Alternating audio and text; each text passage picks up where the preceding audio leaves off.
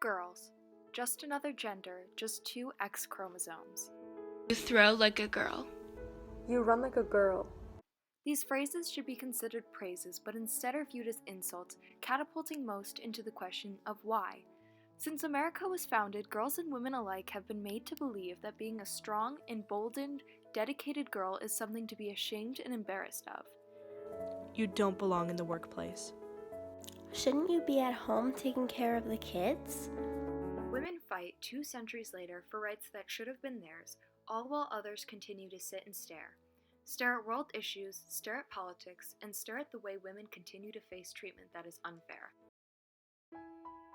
Girls were meant more to be moms than have jobs, their job being preventing their kids from forming mobs of unpatriotic children, mobs who supported the British, mobs of children who didn't support the ideas of society's ideal man. And so the story goes on, creating many sons who pursued war and left the girls behind. Left girls to clean the dishes, do the laundry, take care of the kids, and begin the cycle again of Republican motherhood. Raise your son with virtue, they said, but what about the patriotic thoughts inside of a woman's head?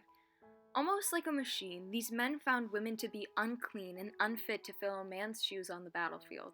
This cycle continued throughout the 18th century and was even seen in other centuries like the 20th. Girls' suffrage and peace movements, gaining the right to vote, and having small ounces of hope. Girls are strong, courageous, and kind, each finding ways to empower their own mind, but they still face divides. Not the math kind, but instead the kind that separates 2 classes, races, or even genders from one another. Gender inequality is so outdated, being an idea that comes centuries before our time, and yet it still runs rampant. Flash to Seneca Falls, New York, 1848. One of the first steps towards gender equality took place here. One of the first steps towards gender equality was rejected soon thereafter. It called itself a convention to discuss the social, civil, and religious condition and role of women. Women had no role in politics or the world compared to men. A whole gender, a large part of the population, had no say in what was happening again and again, and the women at Seneca Falls created the Declaration of Sentiments and tried to become more involved, but many had to remove their name because the 19th century game was to make it. The American dream didn't include minorities or women, only the fittest.